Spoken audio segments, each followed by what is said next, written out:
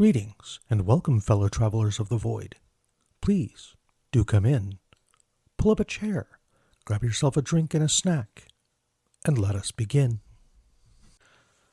The Deathworlders, a story by Philip R. Johnson, a.k.a.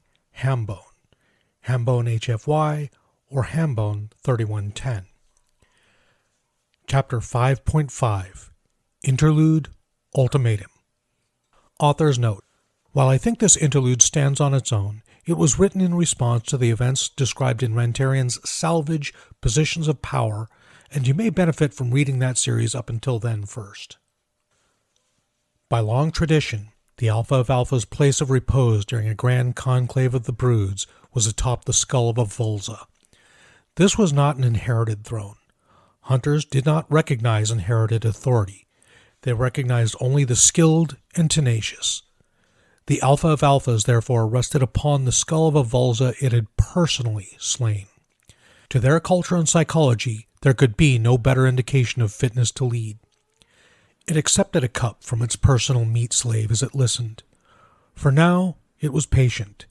It had found over the long years of its incumbency that the patient stalker that surveyed the land, watched its prey, and set its trap could succeed at tasks that the brash predator that simply attacked and counted on its own superiority would be crushed by. Best to let the lesser alphas bicker and argue and make their declarations, and then strike when the meat was the sweetest. Usually, as it listened, as still and patient as the day it had ambushed and slain the Vulza whose skull it now straddled, the burgeoning cirrhosis as more of the alphas arrived and added their thoughts to the debate turned first into a roar, then a mental cacophony of all alphas broadcasting at once. Isolating individual words was impossible, and in any case, not necessary. Each thought was accompanied by a set of emotional tags, qualifying sentiments to convey the full emotional weight of what its articulator had meant rather than what it had merely said. The result was a blizzard of emotions swirling around the trophy-hung conclave chamber, its intensity swelling with each pass. 10 brood transports, 1,000 hunters, all sent to kill a single human being. All dead.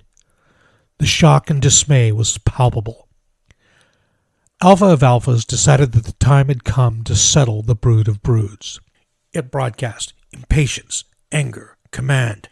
Enough! The metal noise ceased. Lingering emotions hung in the air like brittle harmonics. It broadcast, resolve, statement. These new things have stolen what is rightfully ours. They've stolen the fear of the herd. They've slain 5 broods of our finest hunters. Declaration, resignation. I name them predators, the first species we have known that is not prey. Barely suppressed shock rippled through the minds of the gathered alphas. But Alpha of Alphas noted the undercurrent. Lack of surprise. It was gratifying to know that at least some of the gathered broods were led by hunters who could see the future pattern of things so acutely. It broadcast, statement. There can be only one predator. Only one of the senior and most respected alphas, leader of the Marrow-Gnaw brood, dared respond to that. It broadcast, agreement, frustration, query. The Alpha of Alphas has the truth of it, yet it has not offered an explanation for how the barrier around their world may be bypassed. The humans are beyond our grasp. Must our vengeance wait until that obstacle is destroyed? The Alpha of Alphas acknowledged the point with a gracious tilt of its head, away from the Marrow-Gnaw, a gesture of respect. It broadcast, rebuttal. The herd erected that barrier. The herd will be coerced into lowering it. Several others broadcast at once. Query, how? The Alpha of Alphas did not answer immediately. It instead turned to the meat slave, which cowered at his attention, naked and wretched, as was appropriate. It was pleasing to the hunter's sense of morality and to their unique sense of poetry that a meat slave should be young and female. As such, young females only just entering their breeding age were prized meat slaves, reserved as tokens of prestige for only the most powerful alphas. To devour the prey was right. To symbolically devour the future of the prey was righteous. It was a gesture of supremacy, an enactment of the reality that the predators held the true power. It was also a test of wisdom. To glut on and waste the future of the herd might be to deprive the future of the hunters in turn. The alpha of alphas extended a claw and hooked the slave gently under her jawbone, dragging her forward by the delicate exposed tissues of the throat. She was a fur-face, scarcely a morsel to a hunter of the alpha of alpha's size, but the newness and novelty of their species, and thus the rareness amongst the meat stock, only served to enhance her value. The alpha of alphas vocalized, speaking in sound waves for the benefit of the quivering being which did not have the broodmind implants. It said, "You have served me well, meat." The word meat rippled backward along its jaw as a wave of cruel teeth, and the slave shook on the point of its claw. "I grant you a boon. What would you request of me?" The slave closed her eyes and squeaked her reply in the proper respectful form. "If it may please the Master of Masters, I humbly request that my death be painless." It dragged her closer, and she rose onto the very tips of her little paws, standing as tall as her species could to resist the talon that threatened to open her flesh. "Your boon is denied, little one," the alpha of alphas told her, and relished her sob, relished its power over her. "I grant you what you truly crave, your freedom." The slave practically fell over then and there, but remained upright, still teetering to avoid the cruel point that was dimpling the flesh of her throat. "Freedom, Master of Masters?" He was pleased to see that the light of hope in her eyes was dim. This prey knew not to rejoice until the meat was in the maw at least. It released her, and she collapsed, groveling before it. "You will be granted a trophy, a ship of the herd species. You will fly it back to the territory of the herd, and you will thank me for your life by delivering a message," it declared. The slave contrived to bow even lower than she already was, striving to dig into the solid stone of the conclave chamber. "Command me, Master of Masters." The alpha of alphas checked that it had the rapt attention of its subordinates, and broadcast its next words with the full force of command and proclamation that it could project. "Tell them that any place known to harbor a human will be raided, not by a pack ship, nor even a brood transport, but by the swarm of swarms," it said. "Tell them that any such place will be destroyed, any prey that lived there devoured, and if it is a world, it will be poisoned. If it is in orbit, it will be seeded with mines. Tell them that I shall lead every such raid personally. Tell them that once there are no humans left abroad in the galaxy, we shall begin the hunt of hunts, culling and consuming all that we find until such time as the barrier around Earth is removed." It paused. "And tell them that we shall only be satisfied to return to our quiescence once the humans are all devoured. Tell them that the hunters will be feared above all others." The prey slave could not hear it, but in its mind, the combined shout of 10,000 alphas was deafening, despite containing no words. It was just a simple emotion. Approval! Poker continued to give Kirk problems. Memorizing the values and suits of the cards had been trivial. Memorizing those combinations which were valid for poker and their hierarchy of value, simple. Memorizing the bidding rules, easy. Learning to read the possible combinations that every player at the table might potentially have held had been something of a challenge, but he had mastered it. Doing all of that and trying to make snap decisions about the relative value of his own hand compared to every other player's, while simultaneously attempting to both mislead them and avoid being misled by them, was where things descended into the downright hard.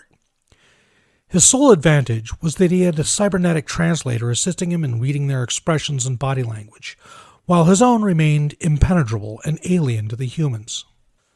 Or so he hoped.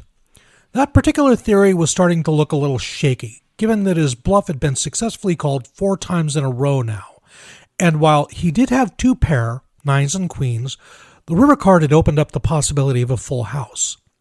Would they suspect that he was bluffing again? It wasn't a weak hand, and only the possibility of a full house after all.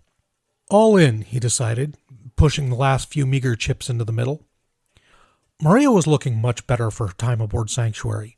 She had been able to get some proper nutrition and vitamin supplements, exercise properly, and have an actual social life with interpersonal interactions thanks to the translator she now wore constantly on her wrist.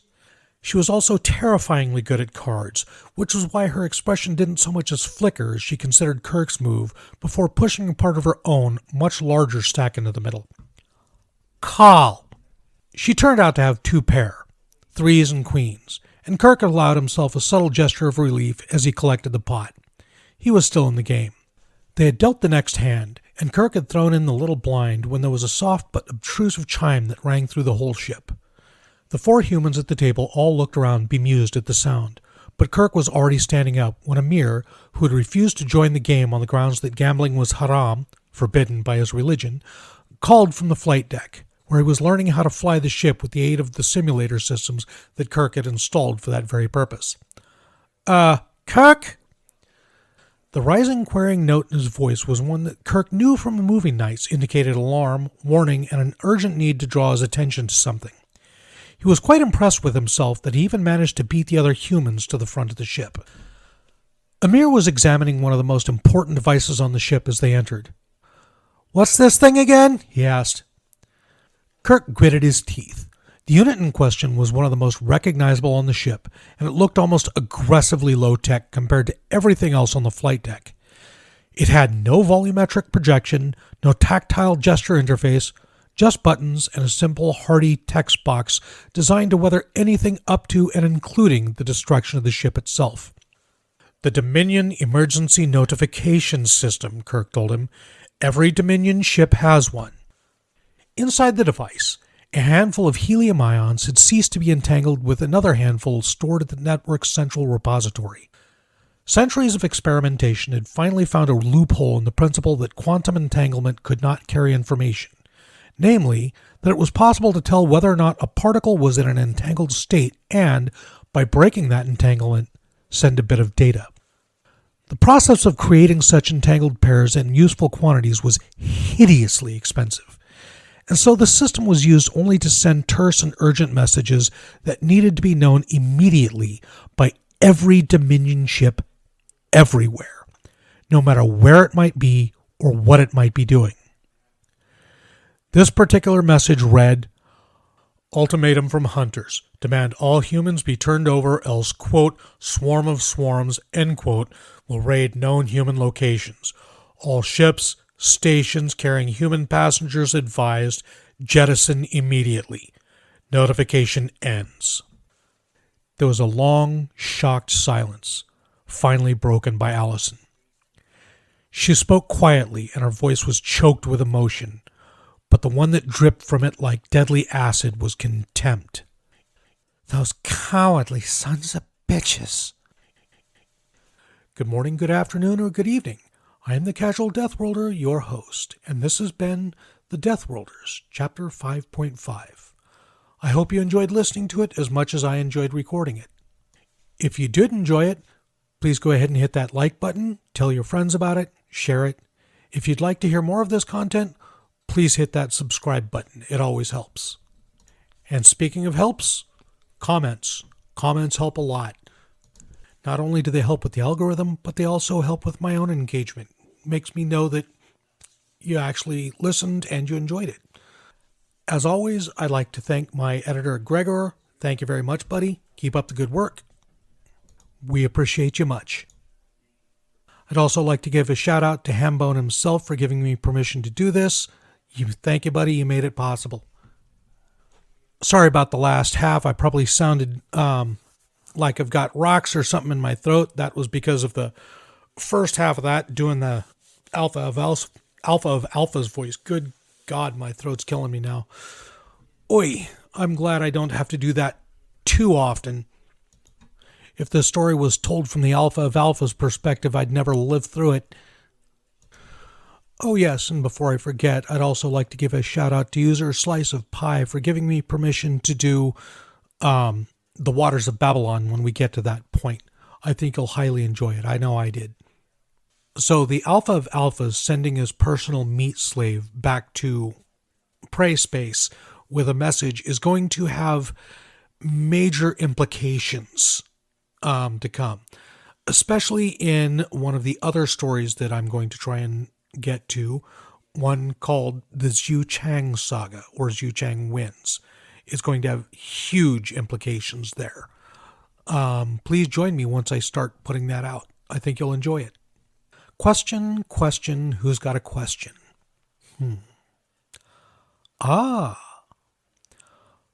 Pineapple on pizza or Pizza on pineapple. leave your answers in the comments section below. In the meantime, I love you all, be safe, and I'll see you next time.